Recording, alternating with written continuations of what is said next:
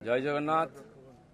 গতকাল দীঘায় জগন্নাথ মন্দির উদ্বোধন হয়েছে, আমরাও তার দর্শনের সুযোগ পেয়েছি। এই ঘটনাকে নিয়ে বহু রকম তর্ক বিতর্ক শুরু হয়ে গেছে। ভগবানকে তর্কের উপরেই রাখা উচিত, কিন্তু অভ্যাসবশত অনেকে বিতর্ক শুরু করেছেন। এবং মজার ব্যাপার, আমি কেন ভগবানের কাছে এসেছি তাতে অনেকের কষ্ট হয়েছে। আমি ছোটবেলা থেকে ভগবানের মন্দিরে যাই, আমি দেখি না কে মন্দির তৈরি করেছে, আমি ভগবানকেই দেখি। আর এটা আমরা জানি যে মন্দির যেই তৈরি করুক ভগবান সবার হয়। কালীঘাটের মন্দির তৈরি করেছে কেউ জানে না, বা তারকেশ্বরের মন্দির কে তৈরি করেছে আমরা জানি না, কিন্তু ভগবানকে দর্শন করতে যাই তখন ভুলে যায়। রাম মন্দির কে তৈরি করেছে সেটাও লোকে ভুলে যাবে, কিন্তু রামকে মনে রাখবে। আমি এসেছি।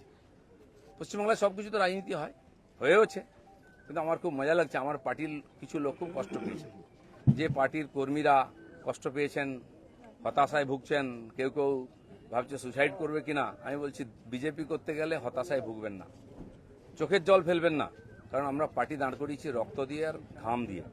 যেন বিজেপির কর্মীরা পেছনে তাকায় না, ভয় পায় না, সন্দেহ করে না। যতদিন আমার মনের মধ্যে, আমাদের কর্মীদের মধ্যে সন্দেহ ছিল না, বিভেদ ছিল না, পার্টি এগিয়েছে। যেদিন থেকে এই ধরনের অপসংস্কৃতি ঢুকেছে তখন থেকে পার্টি পিছোচ্ছে। দিলীপ ঘোষ 42 বছর ধরে ঘরবাড়ি ছেড়ে সমাজের কাজ করছে, 10 বছর রাজনীতি করছে। দিলীপ ঘোষের দিকে আঙুল তোলার হিম্মত কারণে না পক্ষে না বিপক্ষে, যে কোনো ধরনের আমি চ্যালেঞ্জ করছি। যাদেরকে আমি নিয়ে এসে নেতা বানিয়েছি, যারা বিজেপি দেশে করে খাচ্ছে, তাদেরই বেশি পেট ব্যথা হচ্ছে। যাদেরকে আমি নিয়ে এসে নেতা করেছি তারা খুব চিন্তিত ভবিষ্যৎ নিয়ে। পার্টির উপরে ভরসা রাখুন, চিন্তা করার কোনো দরকার নেই। আর দিলীপ ঘোষ পার্টি ছাড়বে কিনা, কোথায় যাবে, অনেকে দুশ্চিন্তাগ্রস্ত, অনেকে আনন্দিত। দুশ্চিন্তা করার দরকার নেই, আনন্দিত হওয়ার দরকার নেই। দিলীপ ঘোষ দরকার হলে রাজনীতি ছাড়বে, কিন্তু পার্টি ছাড়বে না, বিজেপি ছাড়বে না, এটা পরিষ্কার বলে দিচ্ছি। কিছু লোক হয়তো চাইছেন আমি পার্টি ছাড়লে জায়গাটা খালি হবে, সুবিধা হবে।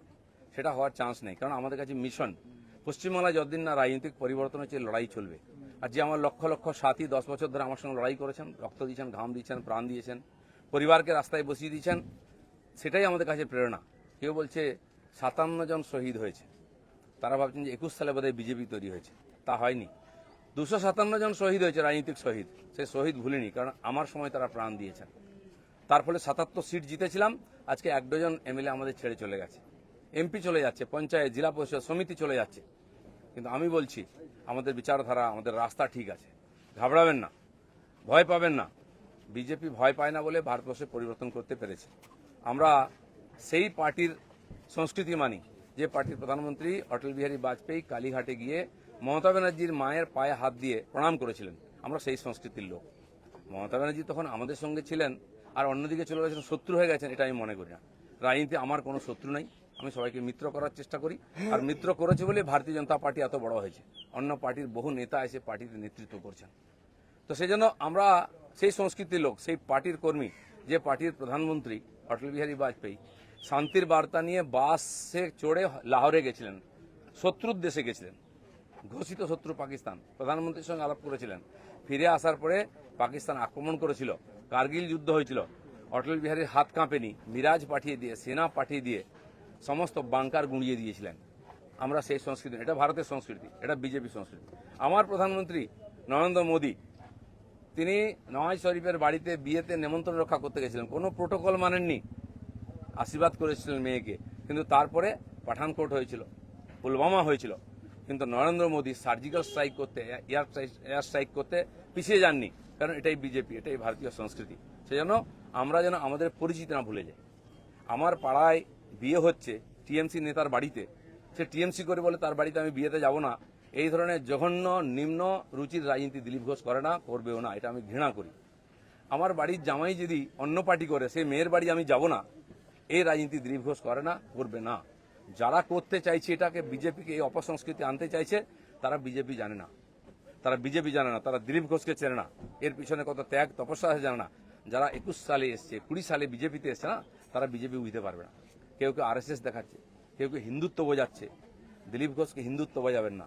আমার কাটলে গায়ে হিন্দুর রক্ত বেরোবে, বিজেপির রক্ত বেরোবে। বাকিদের গায়ে কি রক্ত আছে আমি জানি না, কারণ বহু জায়গায় ঘুরে এসছেন তারা। কে বড় বড় কথা কারা বলছে? যারা মমতা ব্যানার্জি আঁচলের তলায় থেকে নেতা হয়েছে।